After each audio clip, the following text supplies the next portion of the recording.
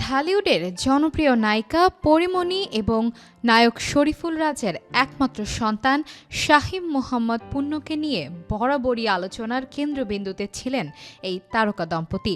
২০২১ সালের অক্টোবরে মাত্র ৭ দিনের পরিচয়ে বিয়ে করেন তারা। পরের বছরই ১০ আগস্ট পুণ্যের আগমনে আলোকিত হয় তাদের পরিবার। তবে ২০২৩ সালেই তাদের সম্পর্কের ভাঙন ঘটে। এরপর পুণ্যকে নিজের কাছে রাখার সিদ্ধান্ত নেন পরীমণি।